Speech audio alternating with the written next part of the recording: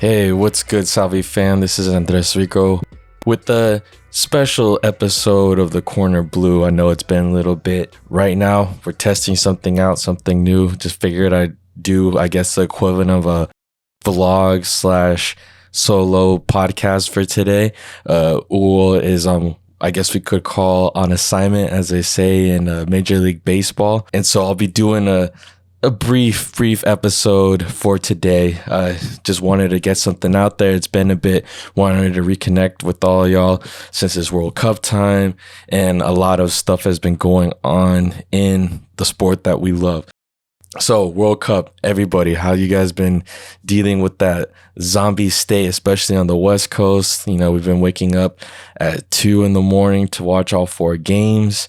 Fortunately, we're in the knockout phase, and now the time is a little easier to manage, waking up at 7 and then the second game's at 11. Despite that, there's that little bit in my heart that's sad that we're halfway through this and we only get 2 more weeks left of the World Cup. But what a great cup so far, right? I mean, 2018, I'm not going to lie, most of the action has just kind of just passed through my head. There's few little nuggets of moments that have stuck with me.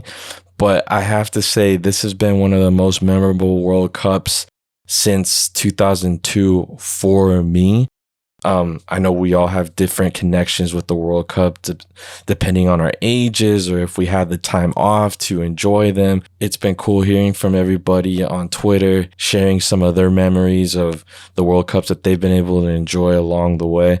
And I have to say, this one has been definitely enjoyable, albeit with some issues here and there, off the field, on the field, and some questionable things as we see this game basically evolving in front of us. One issue that came up within the last couple of days with the knockout round starting, and even in the group stage, I'd say, is VAR. We've seen VAR implemented in the tournament completely, yet there have been issues that have surfaced so far. Granted, the intent of having something as VAR, implementing technology, is to be able to correct and aid the referees because they're human, right? And we all make mistakes. We all have limitations. There's always something that may get in the way from the actual action on the field. And that was the mentality that set place in bringing VAR and technology and cameras and all this type of fancy equipment onto the pitch to try and correct those errors.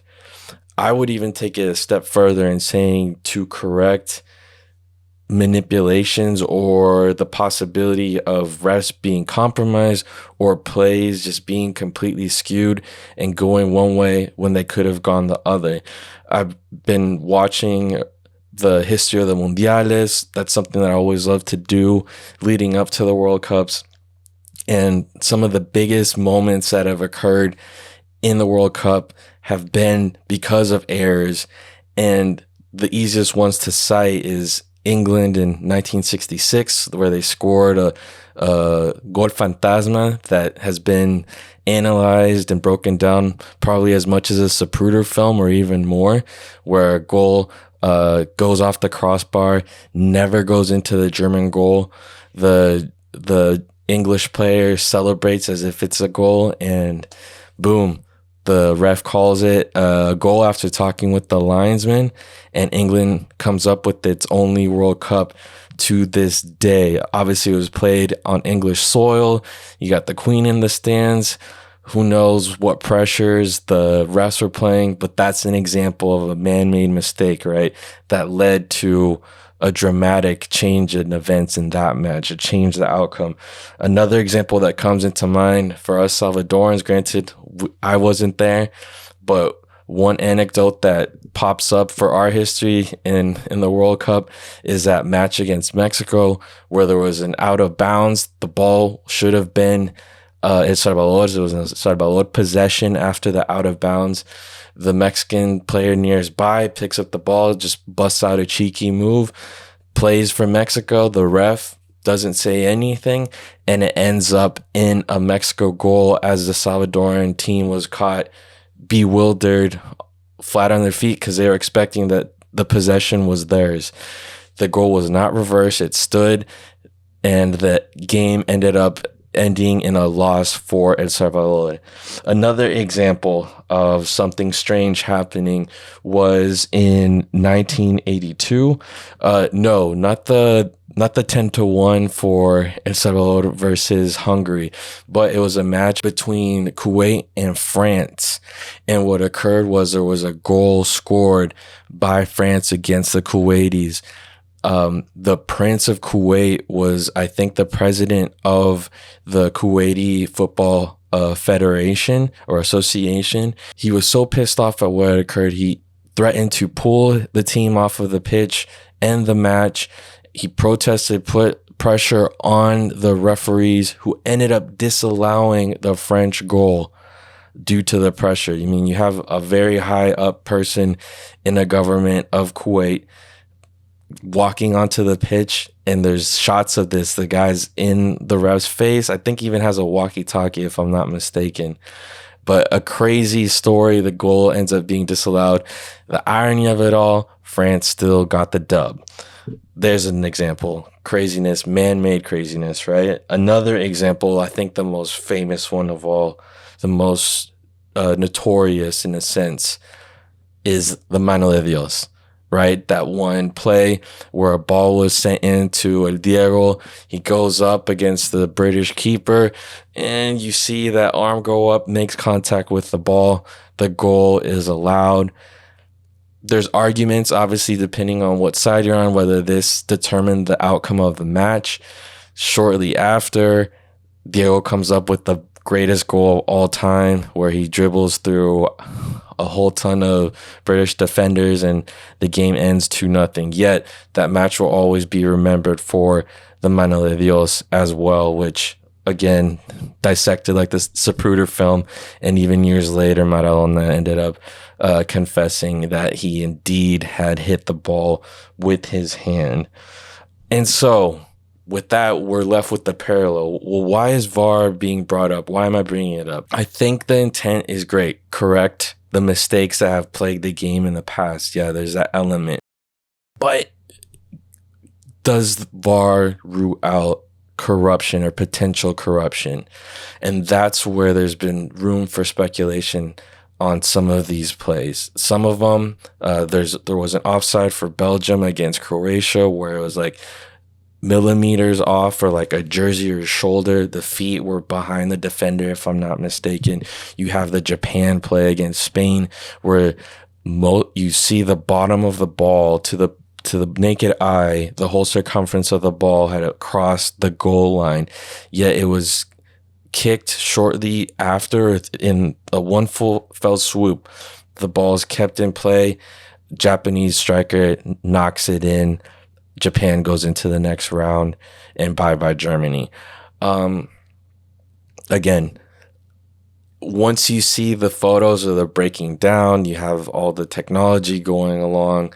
The justification is that the full circumference did not cross the line, and a sliver of it was still over the line. Even though gravity or the ball was making contact out of bounds, but due to the circumference, it was still technically within the line. That's something that to the naked eye, no one would have been able to call. And ironically, that brought me back to 2002 with South Korea's run in the World Cup, something that also won notoriety, where there were accusations of refs favoring the host team, especially in a play very similar against Spain, where the roles were switched, where Joaquin is on the right side, the ball's almost out of play. He's able to get there right on time, swing through, sends a cross to the second post where Morientes heads it in. The goal was disallowed. Literally, you look at the footage back then, you look at it now on YouTube, that ball was more inbounds than the Japanese goal versus Spain. And you just feel for Luis Enrique, because he was on that squad back in 2002 where there were many plays that ended up in weird offsides that favored the South Koreans because Spain was all over them. And ultimately, South Korea was able to advance on PKs, eliminating Spain. So it was an interesting parallel to see that come to fruition. In any case, that's kind of where I draw the line with the VAR, where there's some soft penalties being awarded throughout this tournament, such as the penalty for Argentina in their final match against Poland. And granted, Messi missed it, but there's certain moments where you're questioning, okay, what constitutes the actual action of the game, where instead of just analyzing frame by frame. And I've heard some of the commentators on Telemundo mentioning this as well. Another example, Uruguay, soft PK awarded to Senegal, reviewed, awarded. Senegal biffed it, unfortunately for them. Later on, in a very important moment in the match, Cavani's taken down in the box. And here's where the naked eye thing comes into play, where the Uruguayos have the mala fama of, trying to embellish contact in the box. And Cavani, it almost seems that he takes soft contact and drops, almost. But you look at the replay, you see that there is contact on the body. You see that there's contact low. And that's up to interpretation, right? To me, I would have called it a PK, considering the rubric of soft PKs, the trend of soft PKs being called throughout the tournament. In this case, they didn't even review it, which I thought was outrageous, because it totally killed a possible moment for Uruguay to get a goal which they desperately needed to move on, as Korea ended up moving on instead of them due to being tied on goal differentials. And then having scored more in the tournament, Korea moves on, Uruguay goes home. And one situation that came up, I saw on social media, I didn't see it during the game or notice it, was that after Ghana missed the penalty, Valverde goes up to the ref and celebrates it in his face, like, fuck you, you tried stealing this from us and we still are moving on, we didn't get scored on. So he celebrates the missed PK in the German ref's face. I think that might have obviously affected the German ref, and I think that could have swayed things to the point that he wasn't going to check VAR. Again, so VAR, love it, hate it. There's still that room for the mano peluda, as we like to say, the mano negra. Again, there's that room for corruption, and it does bring back, again, 2002 with the Korean team.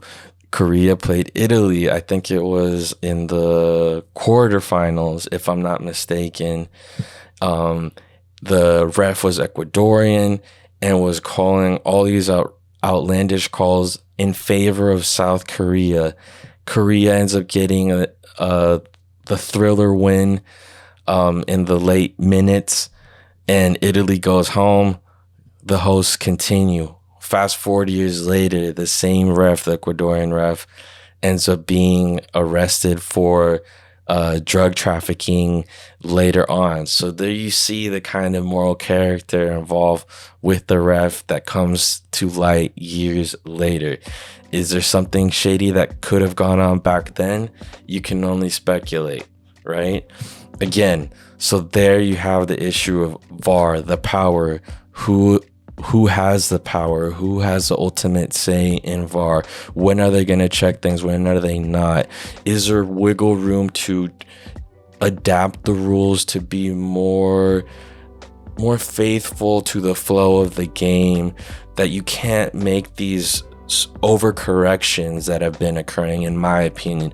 Or do you keep going in the other direction of use of tech, of the pauses, the extra time that's being added, right? Do you allow coaches to do challenges or something like that? Because something's got to give where all this power is either up to the main ref or the guys in the booth that we never see or hear from. There's never a justification.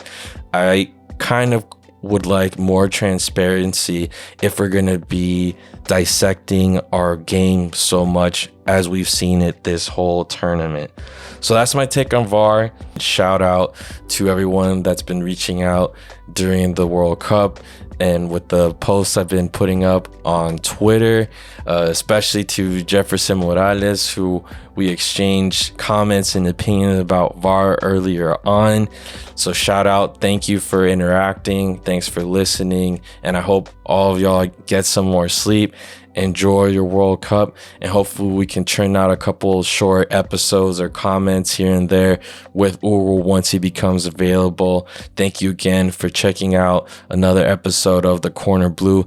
This is Andres Rico. Hashtag this kid chose me, and here's to hoping for better things on the horizon for 2026. Cheers.